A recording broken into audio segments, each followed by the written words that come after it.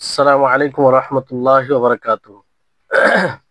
إن الحمد لله نحمده ونستعينه ونستغفر ونعوذ بالله من شرور أنفسنا وسيئات أعمالنا من يهده الله فلا مضل له ومن يضلله فلا هادي له وأشهد أن لا إله إلا الله وحده لا شريك له وأشهد أن محمدا عبده ورسوله. أما بعد رب اشرح لي صدري ويسر لي أمري واحلل عقدة من لساني يفقهوا قولي رب زدني علما رب زدني علما। সম্মানিত আজকের ক্লাসে উপস্থিত সুপ্রিয় ভাই সকল, সম্মানিত বোন, প্রশংসা মাত্রই মহান করুণাময়ের জন্য, যিনি আমাদের সকলকে সুস্থ অবস্থায় আজকের এই 14তম ক্লাসে, উসুলুল হাদিসের 14তম ক্লাসে উপস্থিত হওয়ার তৌফিক দিয়েছেন। তারপরে আমাদের সকলের প্রাণ প্রিয় নবী করিম মুহাম্মদ মুস্তাফা সাল্লাল্লাহু আলাইহি ওয়াসাল্লাম, ওনার উপর অসংখ্য শান্তি ধারা বর্ষিত হোক। আল্লাহুম্মা সাল্লি আলাইহি আল্লাহুম্মা বারিক আলাইহি। আলহামদুলিল্লাহ, আল্লাহর বিশেষ রহমতে আমরা বেশ উসুলুল হাদিসের বেশ কয়েকটি পরিভাষাকে জানতে পেরেছি এই পর্যন্ত। আজকে আমরা বিদাতি মুবতাদিঈনদের রিওয়ায়াতের হুকুম কি, তাদের অবস্থান কি, এই বিষয়ে আমরা জানব। তো এখানে আসবাবুত তাসি, হাদিস যায়ীফ হওয়ার কারণ সমূহের মধ্যে 9ম কারণ হচ্ছে আল বিদআত। এবার বিদআত কাকে বলে? বিদআত আল ইবতিদাউ লুগাতান আল ইখতিরাউ, মানে আবিধানিক অর্থে ইবতিদা বলা হয় কোনো জিনিসকে তৈরি করা, নতুন উদ্ভাবিত বিষয়। আর শারআন পরিভাষায় বলা হয়, শরীয়তের পরিভাষায়, আল মুহদাসু ফিদ্দীন, দ্বীনের মধ্যে নতুন কোনো জিনিস, নতুন কোনো আমল, সেটাকেই বিদআত বলা হয়। যে কোনো নতুন আমল দ্বীনের মধ্যে, যেটা শরীয়তে নেই, না কোরআনে আছে, না হাদিসে আছে, না সাহাবায়ে কেরাম থেকে প্রমাণিত, সেটাই হচ্ছে মুহদাস ফিদ্দীন, মানে নতুন দ্বীনের মধ্যে নতুন আমল। ওয়াল বিদআতু নাওআন, এবং এই বিদআত দুই প্রকার, মানে হুকুমের দিক দিয়ে দুই প্রকার। একটি হচ্ছে মুকাফফিরা, আর দ্বিতীয়টি হচ্ছে মুফাসসিকা। মুকাফফিরা আপনারা নাম থেকে হয়তো বুঝতে পারছেন যে এমন বিদআত, যে বিদআতের অধিকারীকে কাফের বানিয়ে দেয়। মানে বিদআতটি এমন হয় যে বিদআতের কারণে যে করে সে বিদআতটি, সে কাফের হয়ে যায়, মানে তাকফির পর্যন্ত পৌঁছে যায়, কুফর পর্যন্ত পৌঁছে যায়। যেমন বিআইয়ুনকিরা আমরান মুজমাআন আলাইহি মুতাওয়াতিরান মা'লুমান মিনাদ দ্বীন বিদ-দারুরা, যে এমন জিনিসের অস্বীকার করা যার উপরে সকলের সম্মতি রয়েছে, যার উপরে ইজমা রয়েছে, আর সেটা মুতাওয়াতির ভাবে এসেছে, দ্বীনের সুস্পষ্ট বিষয় জিনিস।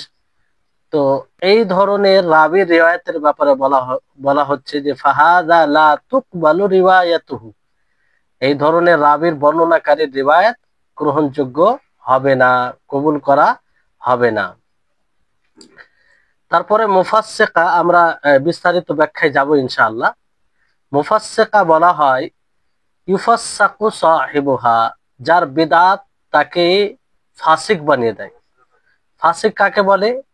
যে প্রকাশ্যভাবে মানুষের দৃষ্টিতে কিংবা মানুষ দেখতে পাবে এমন কোনো গুনাহ করে।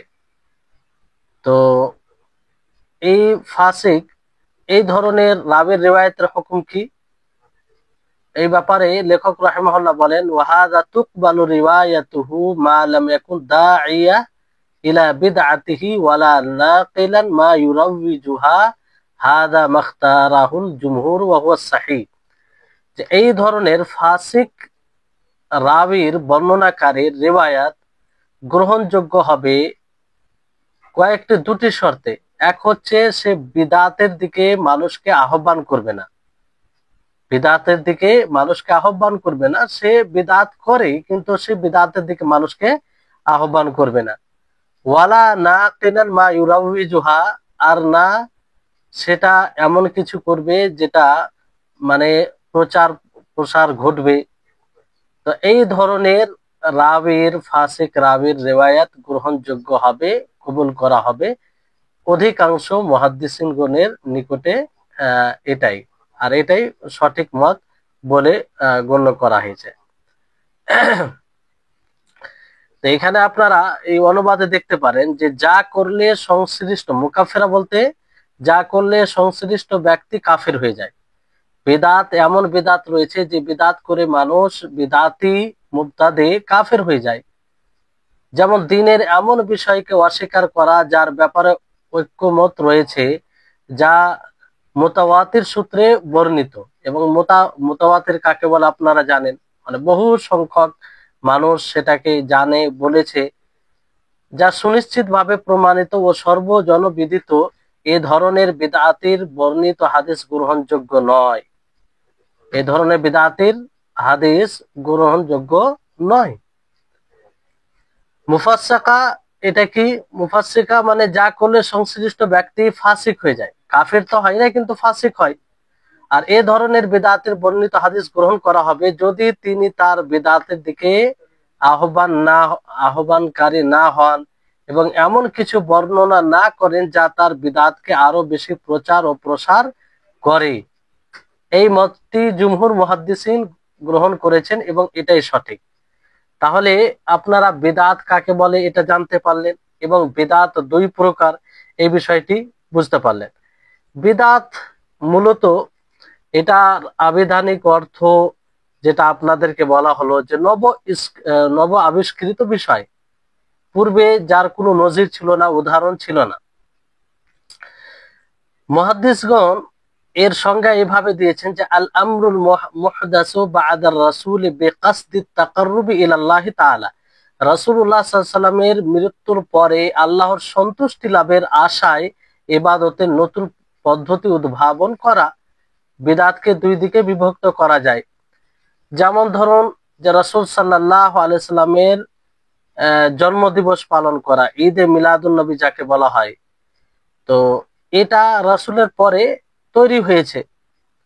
এই ঈদে মিলাদুন নবী না নবী সাল্লাল্লাহু আলাইহি সাল্লাম তার জীবদ্দশায় এটা হয়েছে, না সাহাবায়ে কেরাম এটা করেছেন, বরং অনেক পরে, তাবেঈনদের পরে এই আমলটি শুরু করা হয়েছে।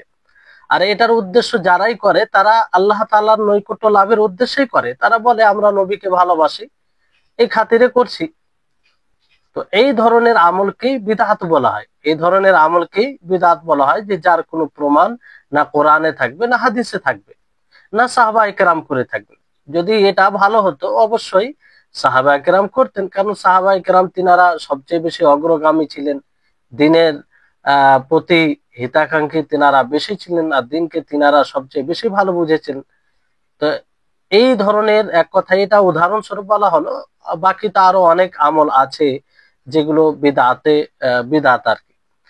তো হুকুমের দিক থেকে বিদআত দুই প্রকার, একটি মুফাসসিকা আর একটি মুকাফফিরা। তো যে বিদআতের কারণে মানুষ ফাসিক হয়ে যায়, কাফির হয় না কিন্তু ফাসিক হয়, যেমন বিদআত আমলের সাথে সম্পর্কিত, অর্থাৎ এমন আমল করা যা রাসূলুল্লাহ সাল্লাল্লাহু আলাইহি ওয়াসাল্লাম এর যুগে করা হতো না।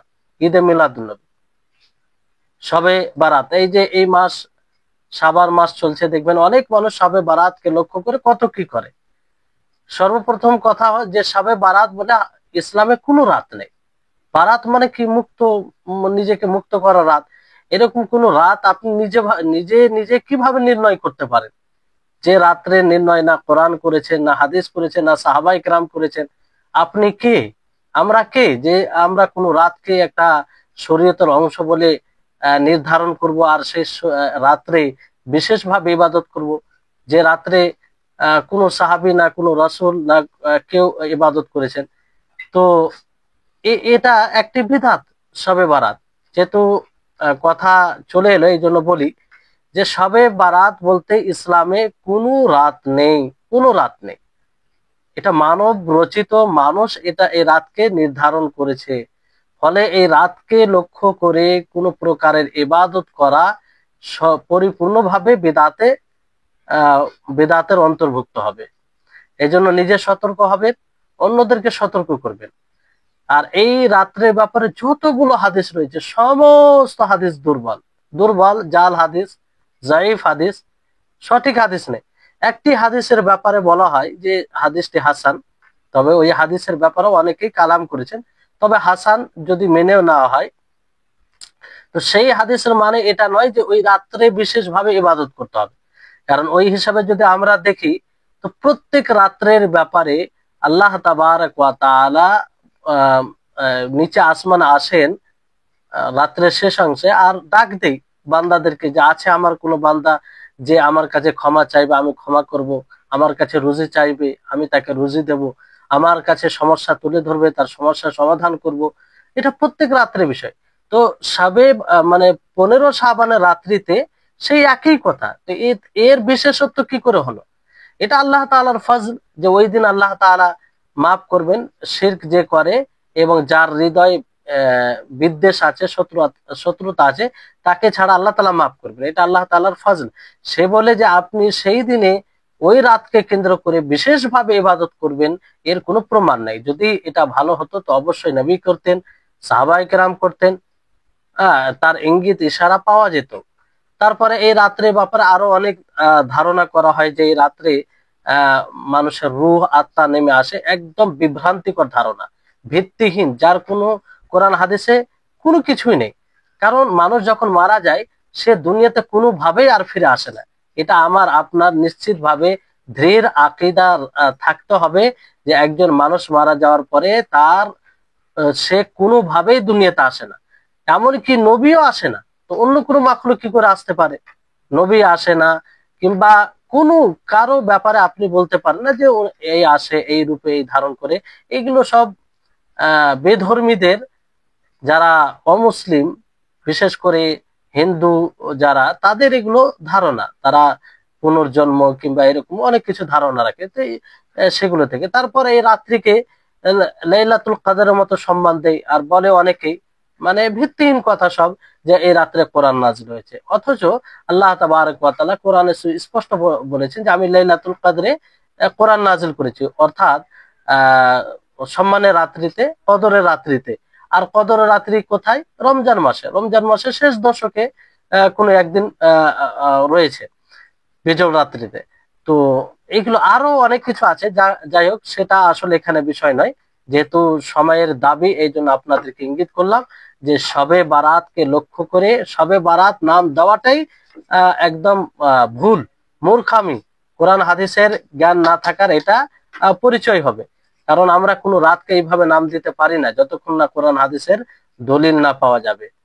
তো এই রাতকে কেন্দ্র করে কোনো ইবাদত করা যাবে না। আপনি অন্য দিন, যে অন্য রাত্রে যেমন আপনি ইচ্ছা করলে তাহাজ্জুদ করতে পারেন, ইচ্ছা করলে আর নফল ইবাদত করতে পারেন, ওই দিনও করতে পারেন, কিন্তু ওই রাত্রিকে বিশেষ করে ফজিলতকে স্মরণ করে এরকম ভাবে করা ঠিক হবে না। তাহলে সমাজে যদি এগুলো থাকে, নিজে সতর্ক হবেন, অন্যদেরকে সতর্ক করবেন। তারপরে কোরআন খানি করা, জানাজার পরে কোরআন খানি করা, এগুলো কি? এগুলো বিদআত। এগুলো তো কাফির হবে না, কিন্তু ফাসিক হবে। বিয়ের অনুষ্ঠানে বা যে কোনো ধর্মীয় অনুষ্ঠানে জামাতবদ্ধ ভাবে হাত তুলে দোয়া করা, সম্মিলিত মোনাজাত বলে। এই সম্মিলিত মোনাজাতের কথা বলতে গেলে অনেকেই ভাবে যে আমরা দোয়া বিরোধী। আসলে মানুষ, শয়তান তো সরাসরি কারো উপর আক্রমণ করবে না, এইভাবে সুন্দর করে মানে ধোঁকা দেয়, শয়তান আক্রমণ করে। তো সম্মিলিত মোনাজাতের বিরুদ্ধে যখন কথা আসে, তখন যারা সামনে থাকে কিংবা যারা এই দোয়াকে পছন্দ করে কিংবা এইভাবে করে আসছে, তাদের হৃদয়ে, তাদের ব্রেনে শয়তান এই প্ররোচনা দেয় যে দেখো এরা মুনাজাত বিরোধী, এরা দোয়া বিরোধী। এটা কোনোদিন হতে পারে না। দোয়া বিরোধী কি করে হতে পারে? দোয়া তো একটি গুরুত্বপূর্ণ ইবাদত, আর এই ইবাদত তো আল্লাহ তাআলা নিজেই উদ্বুদ্ধ করেছেন। নবী সাল্লাল্লাহু আলাইহি ওয়াসাল্লাম সারা জীবন দোয়া করে গেছেন। তো এই দোয়া তো সকলকে করতে হবে, কিন্তু আমরা, আমাদের সকলকে এটা জানা উচিত যে ইবাদত যখন প্রমাণিত হবে, তো সেই ইবাদতের পদ্ধতিও প্রমাণিত। আল্লাহ নবী কিভাবে করেছেন, কোথায় করেছেন, কেমন ভাবে করেছেন সেটা লক্ষ্য রাখতে হবে। কারণ তিনি নবী, তিনি ব্যাখ্যা করেছেন আল্লাহর দাসত্ব আমরা কিভাবে করব, তো সেই অনুযায়ী আমাদেরকে করতে হবে। তো বলা উদ্দেশ্য হচ্ছে যে এই সবগুলো বিদাত, কিন্তু এগুলো এমন বিদাত নয় যেগুলো বিদাত করে কাফের হয়ে যাবে, মানে ফাসিক হবে, বড় গুনাহগার হবে। তো এরকম এই ধরনের রাবির রিওয়ায়াতের বিষয়। আর আরেকটি বিদাত হচ্ছে যে মুকাফফিরা, মানে এমন বিদাত যে বিদাত মানুষ, যে বিদাতের কারণে মানুষ কাফের হয়ে যায়। যেমন আকীদার সাথে সম্পর্কিত বিষয়, যেমন ধরেন শিয়া আছে, রাফিজা আছে, জাহমিয়া আছে, এরাও বিদাতি করে, কিন্তু এরা কাফের হয়ে যায় কি কারণে? যে শিয়াদের ধারণা অনেক রয়েছে যে আয়েশা রাদিয়াল্লাহু তাআলা আনহার ব্যাপারে মানে কিছু অবাস্তব ধারণা। তারপরে সাহাবীদেরকে তারা গালি দেয়, যে সাহাবীদের প্রতি আল্লাহ তাআলা সন্তুষ্ট, আল্লাহ তাআলা তাদের প্রতি সন্তুষ্ট, তাদেরকে তাদের সার্টিফাই আল্লাহ তাআলা কোরআনে করেছেন, আর সেই সাহাবীদেরকে কাফের বলে, তারা কালেমার সাথে তাদের উপরে লানত করে। তো এগুলো এমন বিদাত যে বিদাতের কারণে তারা কাফের হয়ে যায়। তো এই ধরনের রাবির বর্ণনার হুকুম কি? তো এইটা একটা পার্থক্য। আর একটা ভালো মন্দ হওয়ার দিক দিয়ে বেদাতকে বিভক্তি করে, আসলে এই বিভক্তি মূলত সঠিক নয়। ভালো মন্দ কোনো বিদাত হয় না। বিদাত মানে জালালাত গুমরাহি, আর জালালাত গুমরাহি মানে সেটা জাহান্নামে নিয়ে যাবে, এতে কোনো সন্দেহ নেই। তো অনেকেই করে এই বিদাতে সাইয়্যিয়া, বিদাতে হাসানা, এরকম কোনো মানে বিষয় বিভক্তি নেই। আল্লাহ নবী কি বলেন? কুল্লু বিদআতিন যালালা, কুল্লু বিদআতিন যালালা। আর বারবার আল্লাহ নবী খুতবায় খুতবায় হাজাতে এটা বলেছেন, হ্যাঁ, মানুষকে সাবধান করেছেন। তো যদি বিদাতের মধ্যে বিদাতে হাসানা হতো, বিদাতে সাইয়্যিয়া মানে ভালো বিদাত এবং মন্দ বিদাত, তাহলে আল্লাহ নবী কি বলতেন না? আল্লাহ নবী কি মানুষকে এই কথা মানে বলে মানুষকে আহ একবারও কি বলতেন না? অথচ আল্লাহ নবী প্রত্যেক খুতবায় এই বিষয়টি তুলে ধরেছেন, প্রত্যেক খুতবায় এই বিষয়টি তুলে ধরেছেন যে কুল্লু বিদআতিন যালালা, যে প্রত্যেক বিদআত জালালাত, গুমরাহি। তো এরকম কোন তাকসিম যে ভাগ করে বিদাতে হাসানা বিদাতে সাইয়্যিয়া, এটা সঠিক নয়, এটা ভিত্তিহীন, এটা ভিত্তিহীন। বিদাত বলতেই গুমরাহি, বিদাত বলতে গুমরাহি। হ্যাঁ, এবার বিষয়টি হচ্ছে বিদাত বলতে তো মানুষের নিকটে ভালো। বিদাত তখনই হয় যে মানুষ দিনের অংশ ভেবে করে, দিনের অংশ ভেবে করে। আর দিনের অংশ যখন ভাববে, সে তো ভালো মনে করেই এটা মনে করবে। তো এর মধ্যে বিভক্তির কোনো মানে বিষয়ই আসে না। আমাদের দৃষ্টিতে যে বিদাত করবে তার দৃষ্টিতে যদিও ভালো হয়, শরীয়তে সেটা প্রমাণিত নয়, মানে বিদাত। আর বিদাত মানে গুমরাহি, আর গুমরাহি মানে সেটা জাহান্নামে নিয়ে যাবে। তো এরকম যেমন ঈদে মিলাদুন নবী, এটা যদি দেখা যায় কত চমৎকার বিষয়। কোন যারা ঈদে মিলাদুন নবী পালন করে তাদেরকে জিজ্ঞাসা করবেন যে আপনি ঈদে মিলাদুন নবী কেন পালন করেন? না, নবীকে ভালোবাসি, তিনি এই দুনিয়াতে ওনার আগমন ঘটেছে, এটা খুশির ব্যাপার, আনন্দের ব্যাপার, তো আমরা আনন্দ করতে পারি না। কি চমৎকার, দেখছেন কত ভালো লাগবে শুনতে। কিন্তু আসলে কি এটা ভালো? এটা ভালো নয়। কারণ এই বিষয়টি করে আমরা নিজের মানে পণ্ডিতগিরি দেখাই, পাণ্ডিত্য মানে দেখাতে চাই যে আমরা সাহাবীর থেকে বেশি বুঝেছি। আমরা এমনকি নবীর থেকে, নবী এই বিষয়টি বলেনি, আমরা করছি। যদিও এটা ভেঙে বলতে চাইবে না, কিন্তু আমলের মাধ্যমে এটাই যে নবী করেনি, নবী করতে বলেনি, সাহাবায়ে কেরাম করেনি, সাহাবায়ে কেরাম করেননি, সাহাবায়ে কেরাম কোনো ইঙ্গিত করেনি, অথচ আমরা করছি। তার মানে কি ওনারা, ওনাদের কাছ থেকে এই কল্যাণ কাজটি ছুটে গেছে। কত বড় দুঃসাহসিকতা এটা, কত বড় অপরাধ। অথচ সাহাবায়ে কেরাম এমন ভাবে দিনকে বাস্তবায়ন করেছেন যার আমরা কল্পনা করতে পারি না। এই জন্য তো আল্লাহ তাআলা তাদের ব্যাপারে বলেছেন রাদিয়াল্লাহু আনহু ওয়া রাদু আন, যে আল্লাহ তাআলা তাদের প্রতি সন্তুষ্ট, আমরা মানে তারা আল্লাহর প্রতি সন্তুষ্ট। তো এই হচ্ছে বিষয়। তো মোট কথা আপনাদেরকে বলি যে বিদাতে বিভক্তি, ভালো মন্দ এরকম কোনো বিভক্তি নেই। আল্লাহ তাআলা নবী করিম মুহাম্মদ সাল্লাল্লাহু আলাইহি সাল্লামের জীবদ্দশায় দ্বীনকে কমপ্লিট করে দিয়েছেন, দ্বীনকে পরিপূর্ণ করে দিয়েছেন। এতে না সংযোজন করার বিষয় আছে, না সুযোগ আছে, না বিয়োজন করার সুযোগ আছে, কোনো প্রকারের সুযোগ নেই। এই জন্য ইমাম মালিক রাহিমাহুল্লাহ একটি খুব দামি কথা বলেন যে যেটা নবীর যুগে সাহাবীর যুগে দিনের অংশ হয়নি, নবীর যুগে দিনের অংশ হয়নি, আজকে কোনো দিন পশ্চিম কালেও দিনের অংশ হতে পারে না। আর যেটা নবীর যুগে দিনের অংশ ছিল, আজকে পশ্চিম কালেও কেউ দিন থেকে বের করতে পারবে না। একদম এই বিষয়টিকে ভালোভাবে বুঝে যেতে হবে। এই বিষয়টির ব্যাপারে অনেক সিরিয়াস হয় না, সচেতন হয় না, যে বিদআত মানে কি ভালো জিনিস করছে। যদি ভালোই জিনিস হয় তা আল্লাহ নবী এত সতর্ক কেন করেছেন? আল্লাহ তাবারক ওয়া তাআলা বিশেষ ভাবে কেন বলেছে যে আমি আমার দিনকে কমপ্লিট করে দিয়েছি, পরিপূর্ণ করে দিয়েছি? এগুলো বলার উদ্দেশ্য হচ্ছে যে যাতে মানুষ সজাগ সচেতন থাকে, দিনের মধ্যে নতুন কোনো জিনিসের অনুপ্রবেশ না ঘটায়। কারণ একটা একটা জিনিস করে মানুষ যদি দিনের মধ্যে নতুন কোনো জিনিসের অনুপ্রবেশ ঘটাতে থাকে, তাহলে 1450 বছর আগে যে দিন নবী সাল্লাল্লাহু আলাইহি সাল্লাম ছেড়ে গিয়েছেন, ওই দিনকে আমরা পেতাম? ওই দিন আসল রূপে থাকতো? ওই দিন বিকৃত ঘটে যেত।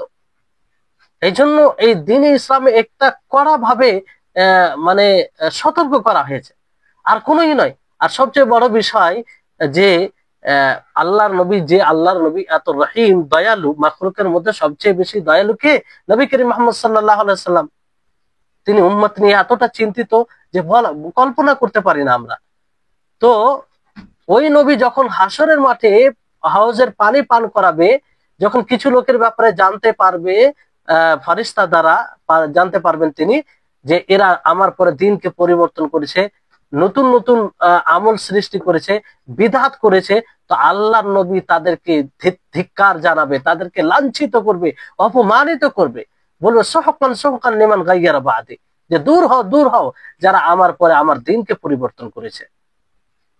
তাহলে যে নবী মাখলুকের মধ্যে সবচেয়ে বড় দয়াশীল, সেই নবী ধিক্কার জানাবে, লাঞ্ছিত অপমানিত করে বিতাড়িত করবে, তাহলে তার কি অবস্থা হবে? এবং এটা কত বড় অপরাধ, এখান থেকে আপনি চিন্তা করুন, এখান থেকে আপনি ভেবে দেখুন।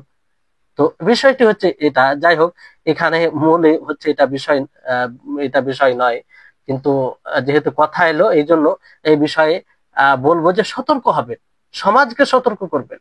যারা আপনার প্রতিবেশী, আপনার এলাকার যারা আছে, বিদআতে জড়িয়ে থাকলে তাকে বিনম্রতার সাথে তার কল্যাণকামী হয়ে সতর্ক করবেন। কারণ এটা বড় বিপদ, এটা বড় বিপদ যে একজন মানুষ দিন মনে করে আমল করবে, তার ফলাফল জিরো।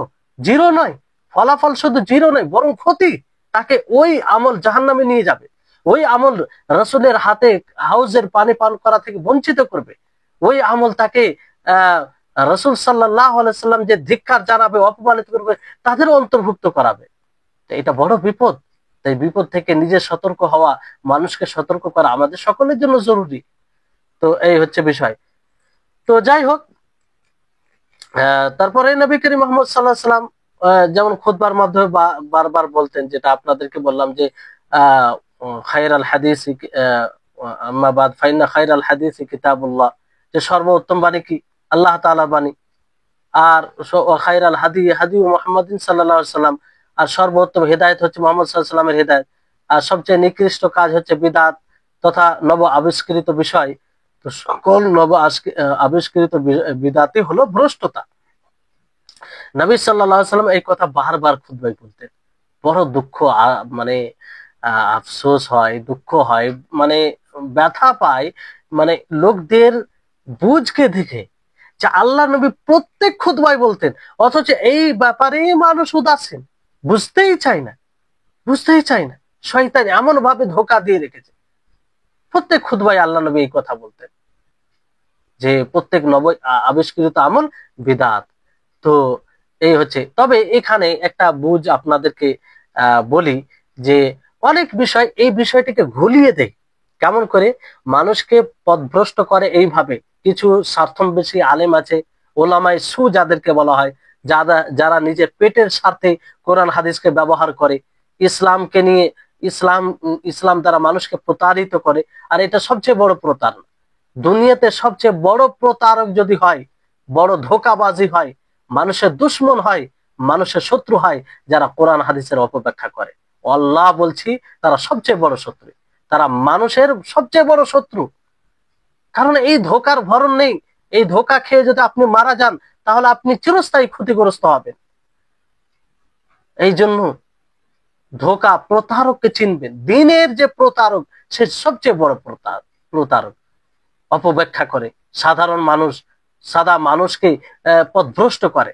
তো যখনই বিদআতের কথা বলে, তখন এই বিষয়টিকে একটু মানে উপহাস করে বলে, তাহলে এখন প্লেনে আমরা সফর করি, তারপরে অনেক কিছু, বিমান, গাড়ি, চশমা, এসি, মোবাইল, টেলিফোন, ঘড়ি, এগুলো সবই বিদআত, তাহলে এগুলো ব্যবহার করতে হবে না, হাস্য ছলে বলে। কিন্তু ওই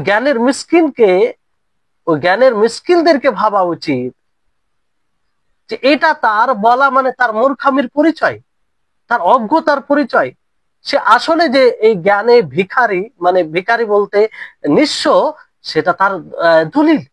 কারণ জাগতিক বিষয়ে এটি বিষয় নয়, বিদআতের বিষয় জাগতিক বিষয় নয়, পার্থিব বিষয় নয়, বরং এটি বিষয় হচ্ছে দিনে দিনে যেটি বিদআত হবে, নব আমল হবে দিনের মধ্যে। মান আহদাসা ফি আমরিনা হাদা মা লাইসা মিনহু ফাহুয়া রাদ্দুন, যে আমার শরীয়তে এমন কি যে নতুন ভাবে আমল করবে যেটা আমার শরীয়তে নেই, আমার শরীয়তে, আমার মানে শরীয়তে, দিনের মধ্যে, দিনের বাইরে নয়। তা আপনি আজকে মসজিদ খুব সুন্দর চাকচিক্য মসজিদ, মসজিদে এসি আছে, ফ্যান আছে, তারপরে কালীন বিছানো আছে, নিচে কার্পেট বিছানো আছে, সবকিছু আছে, এগুলো তো নবীর যুগে ছিল না, তার এগুলো বিদআত। তারা এইভাবে বলে। প্লেনে সফর করছে কেন? প্লেনটাও তো আল্লাহ নবীর জীবনে ছিল না। তো জ্ঞানের মিসকিনকে ভাবা উচিত যে এটা শরীয়তের অন্তর্ভুক্ত নয়, অথবা এটা বেদা মানে ইবাদত মনে করে না। এসি মসজিদ আপনি নামাজ পড়ছেন, এটা মনে করে না যে এসি মসজিদে নামাজ পড়লে বেশি ফজিলত আছে, বেশি নেকি আছে, এটাকে ইবাদতের অংশ ভেবে স্বতন্ত্র ভাবে ইবাদত মনে করে না কেউ। হ্যাঁ, একটা হচ্ছে যে স্বতন্ত্র ইবাদত, আর একটা হচ্ছে ইবাদতের সহযোগী। ইবাদতের সহযোগী লাউড স্পিকারে, এই যে এখন যেমন দাওয়াতি কাজ অনলাইন, আলহামদুলিল্লাহ আপনারা দূরে থেকেও অংশগ্রহণ করছেন, উপকৃত হচ্ছেন, আমিও আপনাদেরকে দেওয়ার সুযোগ পাচ্ছি, এটা তো নবীর যুগে ছিল না, তাহলে এটি বেদাত বলবেন? তো এটা তো স্বতন্ত্র ভাবে ইবাদত মনে করে না, এটা একটা সহযোগী। লাউড স্পিকার আজান দেওয়া হয় কিংবা বক্তব্য দেওয়া হয়, এটা কেউ মনে করে না যে লাউড স্পিকারে এটা লাগবেই, এটা একটা সহযোগী। তো এটা আর ওটার মধ্যে পার্থক্য করতে হবে, মানে দিনের মধ্যে কোন নতুন আমল, সেটাকে বিদআত বলে গণ্য হবে। তাহলে এই হচ্ছে বিষয়, মানে বুঝার, যদি নিরপেক্ষতার সাথে আল্লাহর ভয় করে বুঝার চেষ্টা করে, তো সবকিছু বিষয় একদম সহজ, কঠিন নয়। কিন্তু যখন এই গোড়ামি থাকবে, মাঝহাবি গোড়ামি, এলাকায় গোড়ামি, শেখ প্রেমী এই জন্য বলছি যে কোনো মানুষ আছে যে শেখের ভক্ত, কোন এক শেখকে বানিয়েছে, সে যেটা কথা বলবে সেটাই সত্য, বাকি দুনিয়ার সমস্ত মানুষ এক কথা বলে তাও সেটা মানবে না, তাহলে এটা শেখ ভক্ত, মানে কোনো আলেম ভক্ত, এটা ইসলামে নিন্দনীয় বিষয়, এর কোনো স্থান নেই ইসলামে। আপনি সর্বোপরি উঁচু লেভেলে রাখবেন কোরআন ও হাদিসকে, কোরআন হাদিস অনুযায়ী যার কথা হবে সেটাকে গ্রহণ করবেন। কোরআন হাদিসের বিরুদ্ধে যার কথা যাবে, সে দুনিয়ার বড় ব্যক্তিত্ব হোক না কেন, তার কথাকে ছুঁড়ে ফেলবেন, তার কথাকে ছুঁড়ে ফেলবেন। এটাই হবে আপনার ইমানের দাবি, আপনার সঠিক প্রকৃত মুসলিম হওয়ার দাবি। তো যাই হোক, এই হচ্ছে বিষয়। যেহেতু কথাগুলো একটু প্রয়োজন মনে করলাম, এই জন্য বললাম। তারপরে বিষয়টি হচ্ছে, এবার আসুন আসল যেটা মূল বিষয়, সেটা হচ্ছে যে মুবতাদি এর রেওয়ায়াতের হুকুম কি। মুবতাদি যে বিদআত করে, তার রেওয়াজ সে যদি বর্ণনা করে, তার হুকুম কি। তো এবার দুটি বিদআত তো আপনারা বললেন, যে বিদআতে মুকাফফিরা আর একটি বিদআতে মুফাসসিকা। যে এমন বিদআত হয় যে বিদআতের কারণে যদি কাফির হয়ে যায়, তো এই ধরনের রাবী বর্ণনাকারী রিওয়ায়াত অগ্রহণযোগ্য, সর্বসম্মতিক্রমে সকলের এতে মত রয়েছে, কেউ এতে দ্বিমত করেনি। তারপরে মুফাসসিকা যদি হয়, তাহলে তার বর্ণনা মাকবুল, গ্রহণযোগ্য হবে না গ্রহণযোগ্য হবে না, এই নিয়ে মতভেদ রয়েছে, মুহাদ্দিসগণের মধ্যে মতভেদ রয়েছে, বুঝলেন? যেমন ইমাম রাজি ওনার মতে বলেন যে রাবি যদি তার মতবাদ আকীদার সমর্থনে মিথ্যা বলা হালাল মনে করে, তাহলে তার বর্ণনা গ্রহণ করা যাবে না। হালাল মনে যদি করে মিথ্যা বলাকে, তো তার রিওয়ায়াত বর্ণনা করা যাবে না। ইমাম মালিক বলেছেন যে বিদআতে মুফাসসিকাতে লিপ্ত রাবির হাদিস নির্বিচারে অগ্রহণযোগ্য। হাফিজ ইবনে হাজার এই মতকে সঠিকতা থেকে অনেক দূরবর্তী বলে মন্তব্য করেছেন, যে এটা সঠিক নয়। ইবনু হিব্বানের মতে, ইবনু হিব্বান একজন মুহাদ্দিস, বিদআতে রাবি যদি তার মতবাদের দিকে আহ্বানকারী না হন তাহলে তার বর্ণনা নির্বিচারে গ্রহণযোগ্য। তিনি এর উপর মুহাদ্দিসগণের ইজমা দাবি করেছেন, কিন্তু হাফিজ ইবনে হাজার আসকালানী তার দাবিকে নাকচ করে দিয়েছেন, যে এটা ইজমা নয়, এরকম ভাবে বলেছেন। তো এই হচ্ছে বিষয়। তারপরে আহ হ্যাঁ,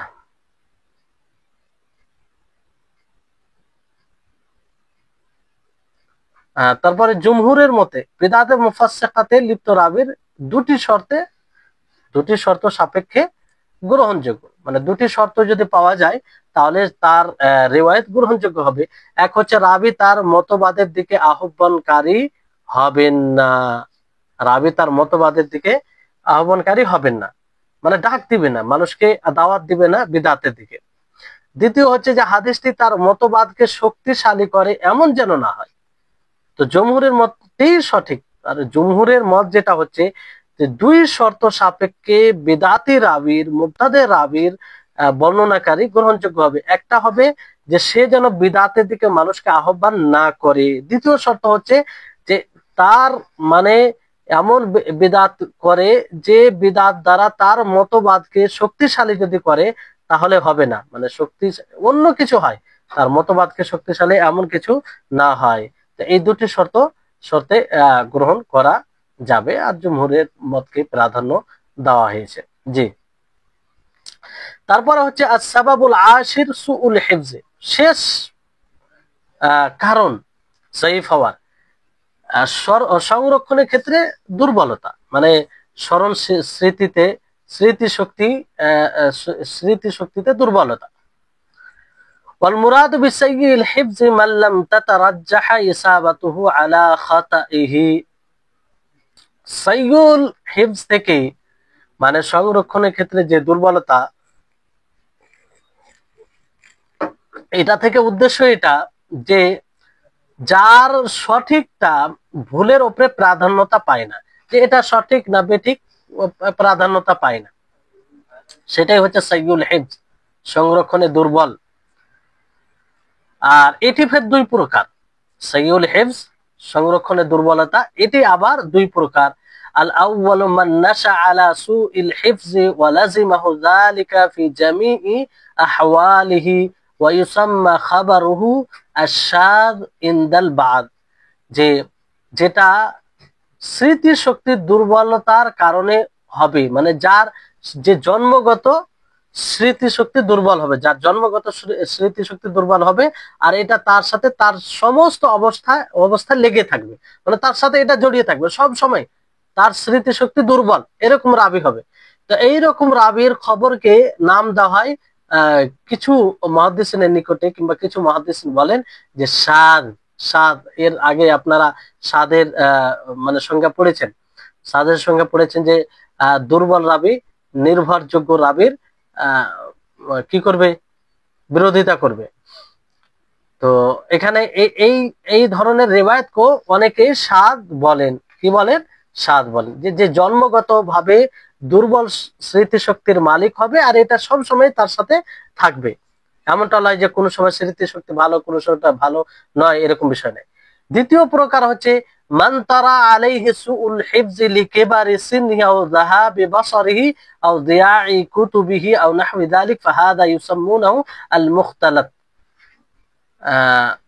যার উপরে স্মৃতিশক্তির দুর্বলতা সাময়িকভাবে হবে, মানে সাময়িক বলতে কি পরে আসবে, জন্মগত ভাবে নয়, তার বার্ধক্য হওয়ার কারণে, বেশি বয়স হওয়ার কারণে, অথবা তার দৃষ্টিশক্তি না থাকার কারণে, দুর্বল হয়ে যাওয়ার কারণে, কিংবা তার কাছে যে বই ছিল সেই বইগুলো নষ্ট হয়ে যাওয়ার কারণে, এই কারণে।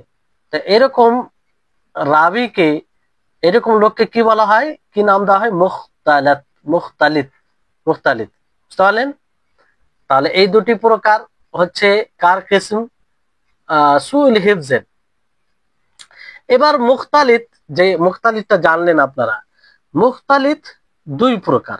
মানে তিন ভাবে, মানে মুখতালিতের হুকুম কি, তার রিওয়ায়াতের হুকুম কি, কখন তার রিওয়ায়াত গ্রহণযোগ্য হবে আর কখন তার রিওয়ায়াত গ্রহণযোগ্য হবে না। তো এক নম্বর বিষয় হচ্ছে, যদি ইখতিলাতের পূর্বে, ইখতিলাত মানে পূর্বে যেটা সঙ্গে দেওয়া হলো সেটা, যে একজন মানুষ ভালো, জন্মগত ভালো, পরবর্তী সময়ে কোনো কারণে তার স্মৃতি শক্তি দুর্বল হয়েছে, তার বার্ধক্য হয়ে যাওয়ার কারণে, কিংবা তার দৃষ্টি শক্তি চলে যাওয়ার কারণে, কিংবা তার বইগুলো নষ্ট হয়ে যাওয়ার কারণে, তো এটার পূর্বে যদি রিওয়ায়াত করে থাকে, এটা নিশ্চিতভাবে জানা যায় যে এই রিওয়ায়াতটি তিনি তার ইখতিলাতের পূর্বে, মানে স্মৃতি শক্তি দুর্বল হওয়ার পূর্বে রিওয়ায়াত করেছেন, বর্ণনা করেছেন, তাহলে তার রিওয়ায়াত গ্রহণযোগ্য হবে, গ্রহণযোগ্য হবে। মা হাদ্দাসা বিহি ক্বাবলা ইখতিলাতিহি ওয়া হুয়া মা'লুমুন ইকবাল, যে যেটা তার ইখতিলাতের পূর্বে, মানে এরকম স্মৃতিশক্তি দুর্বল হওয়ার পূর্বে রিওয়ায়াত করবে, সেটা নিশ্চিতভাবে জানা যাবে, তো তার রিওয়ায়াত গ্রহণ করা হবে। আর দ্বিতীয় বিষয় হচ্ছে মা হাদ্দাসা বিহি বাদা ইখতিলাতিহি লা ইকবাল, যার ব্যাপারে নিশ্চিতভাবে জানা যাবে যে তার স্মৃতি শক্তি দুর্বল হওয়ার পরে বর্ণনা করেছে, তার বার্ধক্য হয়ে যাওয়ার পরে, আর যার ফলে তার স্মৃতি শক্তি দুর্বল হয়েছে, কিংবা তার কিতাব নষ্ট হয়ে গেছে যার ফলে তার স্মৃতি শক্তি দুর্বল হয়েছে, কিংবা তার দৃষ্টি শক্তি চলে গিয়েছে যার ফলে তার স্মৃতি শক্তি কমে গিয়েছে, আর তারপরে সে রিওয়ায়াত করেছে, বর্ণনা করেছে, তাহলে তার রিওয়ায়াত গ্রহণযোগ্য হবে না, তার রিওয়ায়াত গ্রহণ করা হবে না। কারণ এতে আশঙ্কা আছে, এতে সন্দেহের অবকাশ থেকে যাচ্ছে যে সে হয়তো ভুল বলছে। মা হাদ্দাসা বিহি বাদা ইখতিলাতিহি লা ইউকবাল। তিন নম্বর অবস্থান হচ্ছে যে মালাম ইয়াতামাইয়াজ, যে পার্থক্য করা যাবে না যে সে ইখতিলাতের পূর্বে রিওয়ায়াত করেছে না ইখতিলাতের পরে করেছে। তো এরকম রাবির রিওয়ায়াতের ব্যাপারে কি করতে হবে, স্থগিত অবলম্বন করতে হবে, তাওয়াক্কুফ, স্থগিত, কোনো মানে নেওয়া যাবে না, গ্রহণ করা যাবে, মানে হুকুম লাগা থেকে বিরত থাকতে হবে, হুকুম লাগা থেকে বিরত থাকতে হবে। তাহলে এই হচ্ছে বিষয়, মানে বিষয়টি হচ্ছে যে এইভাবে আপনি বুঝতে পারেন যে এই স্মৃতিশক্তি দুর্বল হওয়ার কারণ একটি হচ্ছে জন্মগতভাবে, আর একটি হচ্ছে আহ জন্মগতভাবে মানে সবসময় একই রকম স্মৃতিশক্তি দুর্বল, আর একটা হচ্ছে জন্মগতভাবে নয়, পরবর্তী সময়ে কোনো কারণে তার স্মৃতিশক্তি দুর্বল হয়ে যাওয়া। তো স্মৃতিশক্তি দুর্বলতা কিভাবে আসে, যেমনটা আপনারা জানলেন, কয়েকটি কারণে স্মৃতিশক্তিতে দুর্বলতা আসে। তো এখানে আপনার উদাহরণ সহ বর্ণনা করা হয়েছে, দেওয়া হয়েছে, যে যেমন আতা ইবনু আস-সাইব, একজন মুখতালিত রাবি, এনাকে মুখতালিব বলা হয় কেন, জীবনের শেষ দিকে এসে তার স্মৃতিশক্তিতে দুর্বলতা দেখা যায়, বার্ধক্য সময়ে তিনি দুর্বল, তার স্মৃতিশক্তি দুর্বল হয়েছিল। ইমাম বুখারী রাহিমাহুল্লাহ তার সাথী কাউকে পেলে তার হাদিস গ্রহণ করেছেন, মানে তার সাথে অন্য কাউকে যদি পেয়েছেন তো গ্রহণ করেছেন, আর নচেত গ্রহণ করেননি। এরপর থেকে যদি মুখস্থ নেই এমন পাণ্ডুলিপি থেকে হাদিস বর্ণনা করেন তাহলে তা অগ্রহণযোগ্য। সেটা কি অগ্রহণযোগ্য? দৃষ্টিশক্তি লোপ পাওয়া, এই কারণে স্মৃতিশক্তি দুর্বল হওয়া, যেমন আব্দুর রাজ্জাক বিন হাম্মাম আস-সানআনী 200 হিজরির পর তার দৃষ্টিশক্তি হারিয়ে যায়। কিতাব হারিয়ে যাওয়া, নষ্ট হয়ে যাওয়া, পুড়ে যাওয়া। আগে তো এরকম ব্যবস্থা ছিল না যে পেন ড্রাইভ, ল্যাপটপ কিংবা এটা সেটা তাতে সংরক্ষণ করে রাখতো আলাদাভাবে, বই পড়ে গেলে কোনো অসুবিধা নেই, এরকম বিষয় ছিল না। কিন্তু এখন এরকম বিষয় থাকলেও সেটা নষ্ট হওয়ার আশঙ্কা আছে। দেখা গেল যে পেন ড্রাইভ সেটাই হারিয়ে গেছে, বইও যেখানে ছিল সেখানে পুড়ে গেছে, তো এরকম হতে পারে। তো এই কারণে স্মৃতিশক্তি কমে যেতে পারে। যেমন আব্দুল্লাহ ইবনে লোহিয়া, তিনি গ্রহণযোগ্য রাবি, কিন্তু তার কেতাবাদি পুড়ে নষ্ট হয়ে যায়, বিধায় এরপর থেকে তার হাদিস গ্রহণ করা হতো না। তো এইরকম মুখতালিত রাবির রিওয়ায়াতের হুকুম কি, যে স্মৃতি ভ্রমের পূর্বে বর্ণনাকৃত হাদিস সমূহ মাকবুল হবে, মানে পূর্ব বর্ণনা করলে যেটা আপনাদেরকে বলা হলো, আর পরে যদি করে মানে দুর্বল হওয়ার পরে, তাহলে অগ্রহণযোগ্য। আর যার ব্যাপারে জানা যাবে না যেটা পরে না আগে, তো সেটা ব্যাপারে তাওয়াক্কুফ স্থগিত অবলম্বন করতে হবে। আর যদি রাবি জন্মগতভাবে সংরক্ষণের ক্ষেত্রে দুর্বল হয় তাহলে তার বর্ণনা সাদ বলে গণ্য হবে।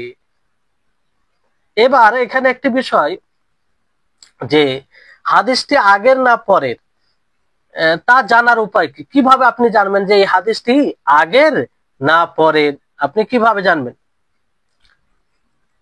তো এখানে বলা হচ্ছে যে তা জানা যাবে তার কাছ থেকে বর্ণনাকারী রাবীদের মাধ্যমে। ওর কাছ থেকে যে রাবীগুলো বর্ণনা করেছে তাদের মাধ্যমে এটা জানা যাবে। যদি তারা তার কাছ থেকে ইখতিলাতের আগে হাদিস শুনে থাকেন তাহলে সেটা হবে আগের হাদিস, আর যদি ইখতিলাত এর পরে হাদিস শুনে থাকেন তাহলে সেটা হবে পরের হাদিস। যেমন আতা ইবনে সাইব একজন মুখতালিত রাবী, তো শেষ জীবনে তার ইখতিলাত বা স্মৃতি ভ্রম হয়। ইখতিলাত এর পূর্বে তার কাছ থেকে হাদিস শুনেছেন শুবা ও সুফিয়ান সাউরি। ইখতিলাত এর পরে তার কাছ থেকে হাদিস শুনেছেন জারির ইবনু আব্দুল্লাহ, জারির ইবনু আব্দুল্লাহ। আর ইখতিলাত এর আগে ও পরে উভয় অবস্থায় তার কাছ থেকে হাদিস শুনেছেন আবু আওয়ানা, উভয় অবস্থায় শুনে। সুতরাং ইখতিলাত এর হুকুম অনুসারে তার কাছ থেকে শুবা সুফিয়ান সাউরি যা রিওয়ায়াত করেছেন তা হবে মাকবুল, জারির ইবনু আব্দুল্লাহ যা রিওয়ায়াত করেছেন তা হবে মারদুদ, কারণ ইখতিলাতের পরে শুনেছেন। আর আবু আওয়ানা যা রিওয়ায়াত করেছেন তা হবে মুতাওয়াক্কিফ, মানে স্থগিত, কারণ সে উভয় অবস্থায় শুনেছে। তো কোনটা আগে কোনটা পরে যতক্ষণ না স্পষ্ট ভাবে না জানা যাবে ততক্ষণ তার ব্যাপারে কিছু বলা যাবে না। তার মধ্যে কোনগুলো আগের আর কোনগুলো পরে তা যদি নির্ণয় করা সম্ভব হয় তাহলে আগের গুলোর মকবুল হবে আর পরের গুলো মারদুদ হবে, যেটা আগে বলা হলো।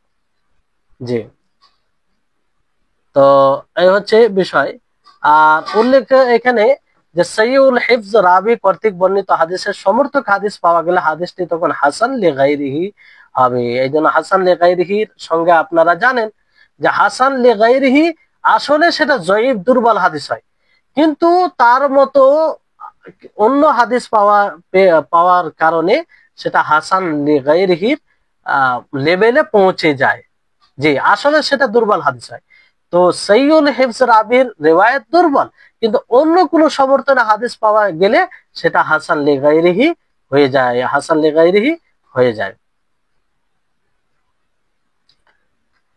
এবার এখানে আপনাদের বইয়ে এখানে রয়েছে যে আসইলা ওয়া তামারিন, প্রশ্নমালী অনুশীলনী, আপনারা নিজে নিজে সেটা দেখবেন, নিজে নিজে সেটা দেখবেন যে কতটা আপনাদের মনে আছে, কিংবা যদি বুঝতে পারেন যে না অনেকটাই পারছেন না তার মানে রিভাইজ করবেন, রিপিট করবেন। যেহেতু দৈনিক ক্লাস হচ্ছে তা আপনাদেরকে একটু কঠোর পরিশ্রম করতে হবে।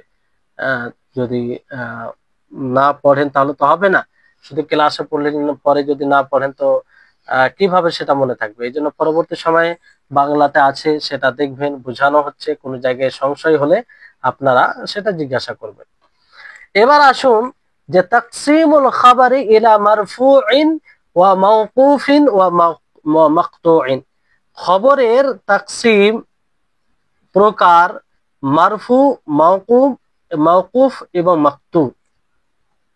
এটা কি হিসাবে, মানে শেষ প্রান্তে হিসাবে এই খবরের এটা ভাগ প্রকার। তো তিনটি প্রকার বলা হলো, একটা হচ্ছে মারফু, একটা হচ্ছে মাওকুফ, আর একটি হচ্ছে মাকতু। তাহলে ভাগের দিকটা ভালো করে মনে রাখবেন, এটা শেষ প্রান্ত হিসাবে, আর পূর্বে যেগুলো তাকসিম সেটা অন্য দিক দিয়ে। তো মারফু কাকে বলা হয়? আল মারফু মা উযীফা ইলা রাসূলিল্লাহি সাল্লাল্লাহু আলাইহি ওয়াসাল্লাম মিন কাউলিন আও ফি'লিন আও তাকরীরিন সরিহান আও হুকমান, সরিহান আও হুকমান। যে মারফু বলা হয় যেই কথা, যেই কর্ম, যেই মৌন সম্মতি সুস্পষ্ট ভাবে অথবা আইনগত ভাবে রাসূল সাল্লাল্লাহু আলাইহি সাল্লামের দিকে নিসবত করা হয়, সম্বন্ধ করা হয়, সেটাই হচ্ছে মারফু হাদিস। মানে যে হাদিসের ব্যাপারে যে রাসূল বলেছেন কিংবা রাসূল করেছেন কিংবা রাসূলের সামনে করা হয়েছে, অথচ আল্লাহ নবী কোনো প্রকারের প্রতিবাদ করেননি, তাহলে সেটা কি হবে? মারফু হাদিস। মারফু হাদিস কাউলি হয়, মারফু হাদিস ফেলি হয়, মারফু হাদিস তাকরিরি হয়। আবার এই তিনটাই মারফু হাদিস কাউলি সারিহি হয়, মারফু হাদিস কাউলি হুকমি হয়, মারফু হাদিস ফি'লি সারিহি, মারফু হাদিস ফি'লি হুকমি, মারফু হাদিস তাকরিরি সারিহি, মারফু হাদিস তাকরিরি হুকমি। তো পুরো মিলিয়ে 6টি প্রকার হয়। কয়টি? 6টি প্রকার। এবার আমরা জানার চেষ্টা করছি এক একটি। হ্যাঁ, যে আল মারফুউল কাউলিয়্যু সারিহান নাহু আন ইয়াকুল আস-সাহাবিয়্যু সামি'তু রাসূলুল্লাহ সাল্লাল্লাহু আলাইহি ওয়াসাল্লাম ইয়াকুল কাযা আও ইয়াকুলু হুয়া আও গায়রুহু কানা রাসূলুল্লাহ সাল্লাল্লাহু আলাইহি ওয়াসাল্লাম ইয়াকুলু কাযা। মারফু কাউলি সারিহি কাকে বলে? যে সাহাবী বলবে। কে বলবে? সাহাবী বলবে সামি'তু রাসূলুল্লাহ সাল্লাল্লাহু আলাইহি ওয়াসাল্লাম ইয়াকুল কাযা আও ইয়াকুল হুয়া আও গায়রুহু, যে আমি রাসূল সাল্লাল্লাহু আলাইহি সাল্লামকে এইরকম বলতে শুনেছি, এইরকম বলতে শুনেছি, কিংবা এটা বলতে শুনেছি, কিংবা এইরকম ভাবে। কানা রাসূলুল্লাহ সাল্লাল্লাহু আলাইহি ওয়াসাল্লাম ইয়াকুলু কাযা, রাসূল সাল্লাল্লাহু আলাইহি ওয়াসাল্লাম এরকমটা করতে, এরকমটা বলতেন, বলেছিলেন। হ্যাঁ, তো এটা হবে মারফু কাউলি সারিহি। এটা শব্দ দ্বারা আপনারা যাতে বুঝতে পারেন সেজন্য ভালোভাবে একটু মনোযোগ দিবেন। যে মারফু মানে সরাসরি রাসূল বলেছেন, রাসূলের দিকে নিসবত করা হবে। কাউলি মানে মানে কি? কথা, কথা, যে আল্লাহ নবী বলেছেন, আল্লাহ নবী বলেছেন। সারিহি মানে সুস্পষ্ট ভাবে, সুস্পষ্ট ভাবে, অস্পষ্ট নয়। এখানে সুস্পষ্ট ভাবে হচ্ছে কি হয় না, যে সাহাবী বলবে যে রাসূলকে বলতে শুনেছি, রাসূল বলেছিলেন, তো এরকম ভাবে এটা সুস্পষ্ট আর কাউলি কথা হচ্ছে। আর মারফু ফি'লি সারিহি কি? যে আই ইয়াকুল আস-সাহাবী রাআইতু রাসূলুল্লাহ সাল্লাল্লাহু আলাইহি ওয়াসাল্লাম ইয়াফআলুহু কাযা আও ইয়াকুলু হুয়া আও গায়রুহু কানা রাসূলুল্লাহ সাল্লাল্লাহু আলাইহি ওয়াসাল্লাম ইয়াফআলু কাযা। যে সাহাবী বলবে যে আমি রাসূল সাল্লাল্লাহু আলাইহি ওয়াসাল্লামকে এরকমটা করতে দেখেছি, কিংবা এরকমটা বলতে না, এরকমটা করতে দেখেছি, কিংবা এরকম করা করতে বলতে দেখেছি, কিংবা রাসূল সাল্লাল্লাহু আলাইহি ওয়াসাল্লাম এরকমটা করতেন। তাহলে এটা ফি'লি সারিহি হবে। মারফু মানে আল্লাহ নবীর দিকে সম্বোধন করা হয়েছে, আর ফি'লি মানে কর্মকে বোঝানো হচ্ছে, সারিহি মানে স্পষ্ট ভাবে, এখানে অস্পষ্টতার কিছু বিষয় নেই। তারপর আল মারফু আত তাকরিরি সারিহি কি হবে? যে নাহওয়া আন ইয়াকুল আস-সাহাবী ফাআলতু বিহাদরাতিন নবী সাল্লাল্লাহু আলাইহি ওয়াসাল্লাম কাযা আও ইয়াকুল হুয়া আও গায়রুহু ফাআলা ফুলান বিহাদরাতিন নবী সাল্লাল্লাহু আলাইহি ওয়াসাল্লাম ওয়া কাযা ওয়া লাম ইয়াযকুর ইনকারুহু লিযালিক। মারফু তাকরিরি সারিহি মানে কি? মারফু মানে যে কথার সম্বন্ধ আল্লাহ নবীর দিকে করা হয়েছে, তাকরির মানে আল্লাহ নবীর সামনে করা হয়েছে সুস্পষ্ট ভাবে। সারিহি মানে স্পষ্ট ভাবে, যে সাহাবী বলবে যে আমি রাসূল সাল্লাল্লাহু আলাইহি ওয়াসাল্লামের উপস্থিতিতে এমনটা করেছি, অথবা এমনটা বলেছি, অথবা অন্য কিছু, যে অমুক ব্যক্তি রাসূলের উপস্থিতিতে করেছে, এমনটা করেছে, আর নবী সাল্লাল্লাহু আলাইহি ওয়াসাল্লাম তার নাকির বিরোধিতা করেননি। তাহলে এটা মারফু তাকরিরি সারিহি হবে, মারফু তাকরিরি সারিহি হবে। তাহলে আশা করি বিষয়টি আপনাদের নিকটে স্পষ্ট, যে হাদিসের রাবীর সংখ্যার মানে পূর্বের যে প্রকার গুলো ছিল, যেমন গরীব, আজিজ, মাশহুর, মুতাওয়াতির, এটা হাদিসের রাবীর সংখ্যার হিসাবে এটা ভাগ ছিল, প্রকার ছিল। আর এখানে কি কি হিসাবে? সনদের শেষ প্রান্তের বিচারে হাদিস আবার 3 প্রকার, শেষ প্রান্ত হিসাবে। বুঝতে পারলেন? তো মারফু মারফু এটা জানলেন। মারফু যে পুরো 6টা প্রকার, আশা করি আপনারা বুঝতে পেরেছেন।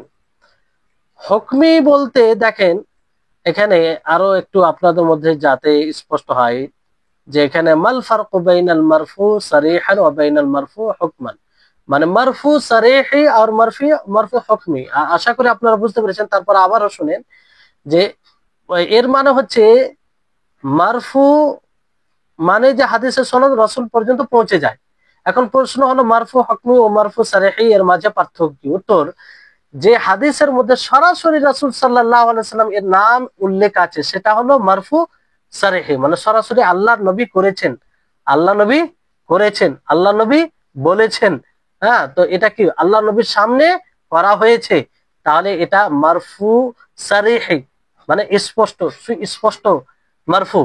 আর যে হাদিসের মধ্যে সরাসরি রাসূল সাল্লাল্লাহু আলাইহি ওয়াসাল্লামের নাম উল্লেখ নেই, বরং কোন সাহাবী থেকে বর্ণিত হয়েছে, কিন্তু হাদিসের বক্তব্যটি এমন যা বিবেক থেকে কিংবা চিন্তা ভাবনা ও গবেষণা করে বলা সম্ভব নয়, অথবা বিষয়টি দুর্বোধ্য শব্দের বর্ণনা কিংবা কঠিন শব্দের ব্যাখ্যার সাথেও সম্পর্কিত নয়, তাহলে ধরে নিতে হবে যে উক্ত বিষয়টি তিনি রাসূল সাল্লাল্লাহু আলাইহি ওয়াসাল্লাম থেকেই শুনেছেন। এর নাম হলো মারফু হুকমি। দেখেন, তাহলে মারফু সারিহি এটা আপনারা বুঝতে পারলেন যে সরাসরি রাসূলের নাম থাকবে, আর হুকমিতে রাসূলের সরাসরি নাম থাকবে না। কিন্তু সাহাবী এমন জিনিস বর্ণনা করবে যেটা চিন্তা ভাবনা করে বলা সম্ভব নয়, গবেষণা করে বলা সম্ভব নয়, অথবা কোনো শব্দের যে দুর্বোধ্য শব্দের ব্যাখ্যা করছেন এটাও সাথেও কোনো সম্পর্কিত না। তো তার মানে বুঝে নিতে হবে যে সাহাবী তো মিথ্যা কথা বলবে না, আর সাহাবী নিজের গবেষণায় মানে এরকম বলবে এটাও বোঝা যায় না। তার মানে কি, এটা সরাসরি রাসূলের হাদিস হবে। এই জন্য এটার নাম দেওয়া হয়েছে মারফু হুকমি। মারফু আইনগত এটা মানে মারফু হচ্ছে, সুস্পষ্ট না হলেও আইনগত এটা মারফুর হুকমে পড়বে। এবার মুত্তাসিল মারফুর মধ্যে পার্থক্য কি, মানে অনেক ঘুলিয়ে মিলিয়ে দিবে বিষয়টি যদি না বুঝে, কারণ মুত্তাসিলও ওই রকম একটু কথা আসে। তো দুটোর মধ্যে পার্থক্য হচ্ছে যে হাদিসের বক্তব্য রাসূল সাল্লাল্লাহু আলাইহি সাল্লামের পক্ষ থেকে এসেছে তাকে মারফু বলা হয়। বক্তব্য সরাসরি কার পক্ষ থেকে এসেছে?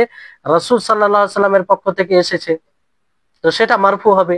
অপরদিকে যে হাদিসের সনদ রাসূল সাল্লাল্লাহু আলাইহি সাল্লাম পর্যন্ত অবিচ্ছিন্ন ভাবে পৌঁছে গেছে তাকে মুত্তাসিল বলা হয়। তাহলে মারফু যে বক্তব্য রাসূলের পক্ষ থেকে এসেছে সেটা মারফু, আর যার সনদ রাসূল সাল্লাল্লাহু আলাইহি সাল্লাম পর্যন্ত অবিচ্ছিন্ন ভাবে পৌঁছে গেছে সেটা কি? সেটা মুত্তাসিল, সেটা মুত্তাসিল। সুতরাং কোন হাদিসের বক্তব্য যদি রাসূল সাল্লাল্লাহু আলাইহি সাল্লাম এর পক্ষ থেকে হয় কিন্তু তার সনদের মাঝ থেকে কোনো রাবি বিলুপ্ত হয়ে থাকে তাহলে সেটি মারফু হবে, কিন্তু মুত্তাসিল হবে না। তাহলে বুঝতে পারছেন যে মারফুতে সনদ বিচ্ছিন্ন অবিচ্ছিন্ন এটা আসল বিষয় নয়। মারফুর আসল বিষয় হলো যে রাসূল থেকে এসেছে, তাহলে ওটা মারফু। আর মুত্তাসিলের সনদ অবিচ্ছিন্ন হওয়া আবশ্যিক। মারফুতে সনদ অবিচ্ছিন্ন হতে পারে কিন্তু মুত্তাসিলে সনদ অবিচ্ছিন্ন হবে, মানে সনদ পুরোপুরি রাসূল পর্যন্ত পৌঁছাবে, মধ্যে কেউ বিলুপ্ত হবে না মুত্তাসিলে, কিন্তু মারফুতে হতে পারে। তাহলে এই যে পার্থক্য একদম সুস্পষ্ট, আশা করি বুঝতে পেরেছেন।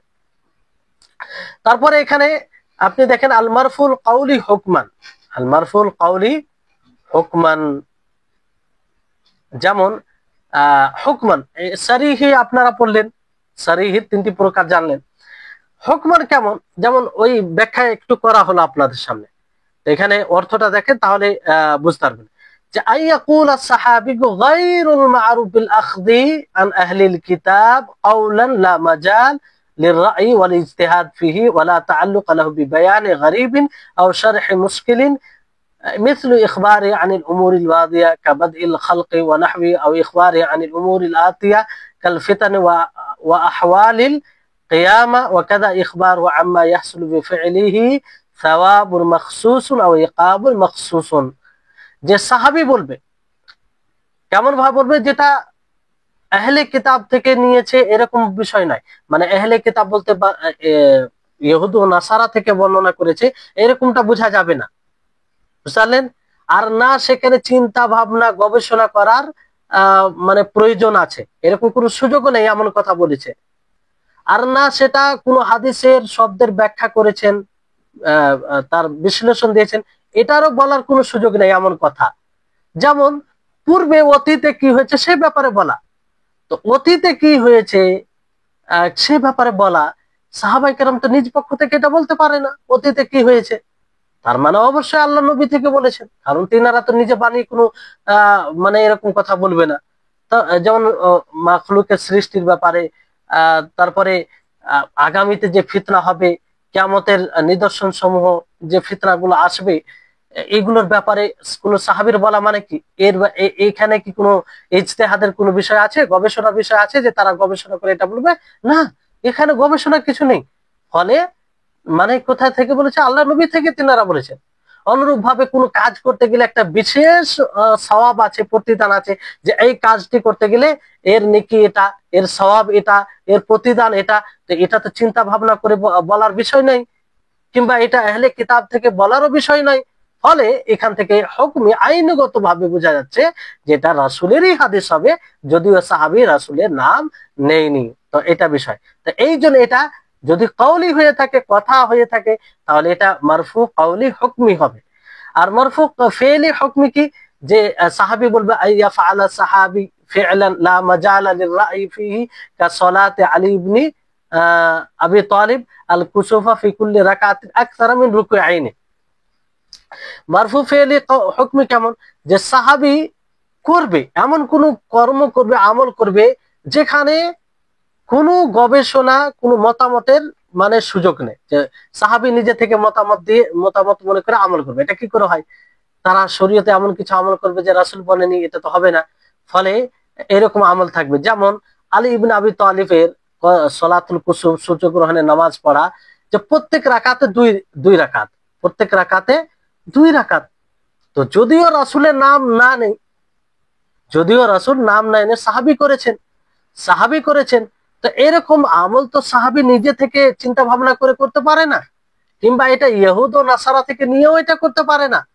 ফলে এটা বোঝা যাচ্ছে যে রাসূলকে দেখেছেন বলেই করেছেন। তো এই জন্য এটা মারফু ফি'লি হুকমি বলা হবে, আইনগত মারফু হবে। তারপরে মারফু তাকরিরি হুকমান, তাকরিরি বলতে আল্লাহ নবীর সামনে করা হয়েছে। তো কোন মানে সাহাবী খবর দিবে যে আন্নাহুম কানু ইয়াফআলুনা ফি আহদিন নবী সাল্লাল্লাহু আলাইহি ওয়াসাল্লাম কাযা ওয়ালা ইউনকিরু আলাইহিম, যে সাহাবী খবর দিবে যে তারা নবী সাল্লাল্লাহু আলাইহি সাল্লামের জামানায় করেছেন, অমুকটা করেছেন, অথচ আল্লাহ নবী তাদের উপরে নেকির বিরোধিতা করেনি, তাদের বিরোধিতা করেনি। তো এটা মানে হুকমি আসবে, হুকমি তাকরিরি হবে, যে নবীর সামনে করা হয়েছে তিনি বলেননি, নবীর সুস্পষ্ট নাম না থাকার কারণে হুকমি। আইনগত এটা মারফু কেন, যে সাহাবী করেছেন, তার মানে কি সাহাবী করেছেন নবী সাল্লাল্লাহু আলাইহি ওয়াসাল্লামের জামানায়, কিন্তু তিনি কোনো কিছু বলেননি। এবার বিষয়টি হচ্ছে যে কোন ওই শব্দগুলো, যে শব্দগুলো দ্বারা বোঝা যাবে যে এটা মারফুর হুকুম হবে, মানে এই শব্দ দ্বারা এলে এটা মারফু হবে। ওয়া মিনাস সিয়াগিল্লাতি লাহা হুকমুর রাফঈ কাউলুস সাহাবী, যে সেই সব সিগা বাক্য, যে বাক্য দ্বারা হাদিস এলে মারফুর হুকুম হবে, সেটা কি, যেমন সাহাবীর বলা মিনাস সুন্নাতে কাযা, যে এটা সুন্নাত, উমিরনা বিকাযা, যে আমরা এই কথার আদিষ্ট হয়েছি, নুহিনা আন কাযা, আমাদেরকে এই বিষয় থেকে নিষেধ করা হয়েছে, আও ইউহকামুস সাহাবিয়্যু আলা ফি'লিন মিন আল আফআল বিআন্নাহু তাআতুল লিল্লাহি তাআলা আও লিরাসূলিহি সাল্লাল্লাহু আলাইহি ওয়াসাল্লাম মা'সিয়া, অথবা সাহাবী কোন ফেলের উপরে, কোন কর্মের উপরে হুকুম লাগাবে যে এটি আল্লাহ তাআলার ইতাআত অথবা রাসূলের ইতাআত, কিংবা তার নাফরমানি, যদি এরকম কথা বলে তার মানে এটা বুঝে নিতে হবে যে মারফু, আইনগত মারফু। কা কাউলে আম্মার ইবনে ইয়াসির, আম্মার ইবনে ইয়াসির রাদিয়াল্লাহু তাআলা আনহু যেমন বলা যে মান সামা ইয়াউমাশ শাক্কি ফাকাদ আসা আবুল কাসিম, যে ব্যক্তি সন্দেহের দিনে সিয়াম সাধনা করলো সে মূলত আবুল কাসিম ওনার নাফরমানি, অবাধ্যতা করলো। তো এইভাবে বলা, অবাধ্যতা করলো, তারা কি নিজের গবেষণার মাধ্যমে বলবে, কিংবা ইহুদ ও নাসারা থেকে নিয়ে বলবে না, মানে এই কথা বলছে তার মানে রাসূল থেকেই বলছে, রাসূল থেকেই তারা বুঝেছে, এই জন্য এটা মারফু। যদিও নবীর নাম না থাকে, যে নবী বলেছেন এরকম না থাকে, তারপরে এটা মারফু হবে আইনগত ভাবে, কারণ এরকম কথা সাহাবীরা নিজ পক্ষ থেকে বলতে পারেন না, কারণ সাহাবী সব আদিল, আপনারা জানেন। এই কারণে মানে এটা মারফুর হুকুমে আসবে। কিসের হুকুমে আসবে? মারফুর হুকুমে আসবে। তাহলে আশা করি বিষয়টি আপনারা বুঝতে পেরেছেন।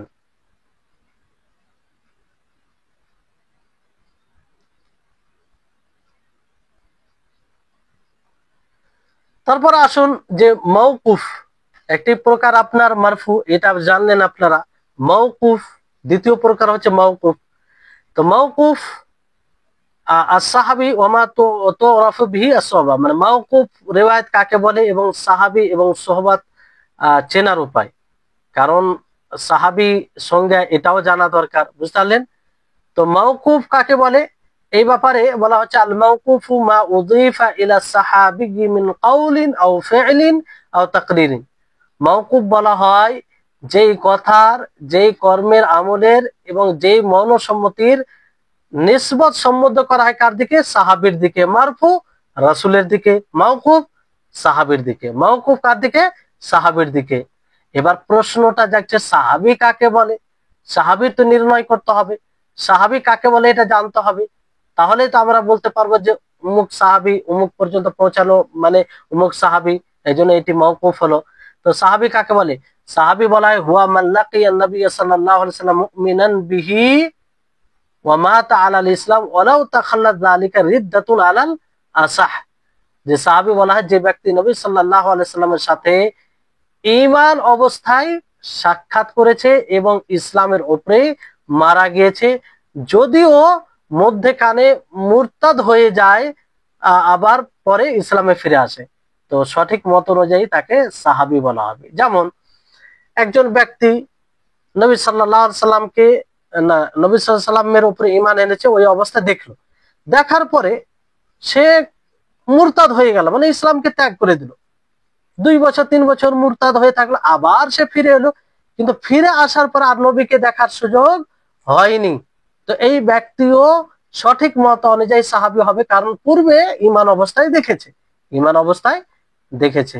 এর বিপরীত ওই মানুষ মানে এই থেকে বের হয়ে যাবে যে ধরেন যে আল্লাহ নবীকে সারা জীবন দেখলো, কিন্তু আল্লাহ নবীর জীবদ্দশায় সে ঈমান আনলো না, পরবর্তীতে সে ঈমান আনলো, তো তাকে সাহাবী বলা যাবে? বলা যাবে না। কিংবা আল্লাহর নবীর জামানায় ঈমান এনেছে, আল্লাহর নবীর জামানায় ঈমান এনেছে, আল্লাহ নবীর জামানা পেয়েছে, কিন্তু নবীর সাথে সাক্ষাৎ হয়নি, সাক্ষাৎ হয়নি, তো সে সাহাবী হবে? হবে না। সাহাবী হওয়ার জন্য শর্ত কি? যে নবী সাল্লাল্লাহু আলাইহি সাল্লামকে ঈমান অবস্থায় দেখবে, সাক্ষাৎ করবে। দেখবে বলতে মানে সাক্ষাৎ করায়, তার মানে নাবিনা, যে নাবিনা বলতে যে অন্ধ, সে তো দেখতে পাবে না, তো সাক্ষাৎ করা বলতে সামনে সামনে হবে, এটা উদ্দেশ্য। আর ইসলাম ওর উপরেই মানে ইসলামের উপরে মৃত্যু ঘটবে, যদিও মধ্যখানে মুরতাদ হয়ে আবার ফিরে আসে, ফিরে আসলে সে সাহাবী, তাকে গণ্য করা হবে। আর সোহবাত, এটি বলে ক্লাস শেষ হবে। সোহবাত এটা বোঝা যায় যে মুতাওয়াতিরের মাধ্যমে, মানে বহু মানুষ বলবে যে সে নবী সাল্লাল্লাহু আলাইহি সাল্লামের জামানা পেয়েছে, নবীর সাথে সাক্ষাৎ করেছে, কিংবা মুতাওয়াতির রিওয়ায়াত তার এসেছে। মুস্তাফিজ, মুস্তাফিজ মানে মাশহুর, এরকম রিওয়ায়াত রয়েছে। সাহাবা, কিংবা কিছু সাহাবা খবর দিবে, কিংবা কিছু তাবিন তার ব্যাপারে বলবে, কিংবা সে খবর দিবে নিজের ব্যাপারে যে সে সাহাবী, নিজেই বলবে যে আমি সাহাবী, আমি নবী সাল্লাল্লাহু আলাইহি সাল্লামের সাথে সাক্ষাৎ করেছি। যদি তার দাবি সঠিক হয়, তাহলে সে সাহাবী বলে গণ্য হবে, তাহলে সেই সাহাবী বলে কি হবে? গণ্য হবে। সহবত মানে এটা হয় মুতাওয়াতির সূত্রে বর্ণিত কোনো প্রমাণ, মানে এমন কোন প্রমাণ যেটা মুতাওয়াতির হবে। আর সব এতে বলা হচ্ছে যে সে নবীর সাথে সাক্ষাৎ করেছে ঈমান অবস্থায় এবং তার সেই অবস্থায় মারা গেছে, অথবা সাহাবী হিসাবে প্রসিদ্ধ হবে, সাহাবী হিসাবে প্রসিদ্ধ হবে। মুস্তাফিজ মানে মুতাওয়াতির, মানে মুতাওয়াতির রিওয়ায়াত হবে এরকম বিষয় নেই, মানে সে মুতাওয়াতির সূত্রে বর্ণিত মানে কোনো প্রমাণ দ্বারা সে জানা যাবে, কিংবা সে প্রসিদ্ধ হবে সাহাবী হিসাবে, এবং অন্য কোনো সাহাবী বা নির্ভরযোগ্য কোনো তাবি বর্ণনা অথবা তার নিজের ব্যাপারে এ সংবাদ দেওয়া যে তিনি সাহাবী, মানে অন্য কোনো সাহাবী বলবে যে এটা ইনি সাহাবী, কিংবা কোনো তাবি তার ব্যাপারে বলবে, কিংবা নির্ভরযোগ্য, কিংবা সে নিজেই বলবে যে আমি সাহাবী, যদি তার দাবিটা সম্ভবপর হয়, তাহলে এই হচ্ছে সাহাবী। খবরে মুতাওয়াতির মাধ্যমে যেমন সাহাবী আবু বকর, উমর, ওসমান, আলী, আশরায়ে মুবাশশারা। আর খবরে মাশহুর বা খবরে মুস্তাফিজের মাধ্যমে, এটা একটা। আর কোন সাহাবীর বক্তব্য থেকে, নির্ভরযোগ্য কোন তাবির বক্তব্য থেকে নিজেকে সাহাবী বলে দাবি করার মাধ্যমে, যদি তার দাবিটা সম্ভবপর হয়। যেমন রাসূলুল্লাহ সাল্লাল্লাহু আলাইহি ওয়াসাল্লাম মৃত্যুর মাসখানেক পূর্বে বলেছিলেন যে ফাইন আলা রাসি মিয়াতি সানাতিন মিনহা লা ইয়াবকা মিম্মান হুয়া আলা যাহরিল আরদি আহাদ, যে আজ যারা পৃথিবীতে জীবিত আছে 100 বছর পরে তাদের কেউ জীবিত থাকবে না। তো কেউ যদি রাসূল সাল্লাল্লাহু আলাইহি সাল্লামের মৃত্যুর 100 বছর পর বেঁচে থাকে এবং সাহাবী হওয়ার দাবি করে, তার তাহলে তার দাবিটা অযৌক্তিক।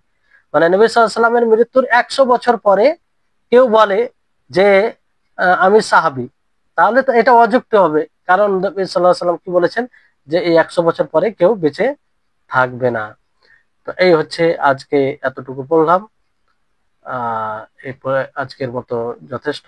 ইনশাআল্লাহ ফের আগামী ক্লাসে মাকতু তৃতীয় যেটা প্রকার সেই নিয়ে আলোচনা হবে, আর পরবর্তীতে যেগুলো বিষয় আমরা ধাপে ধাপে আলোচনা করব ইনশাআল্লাহ।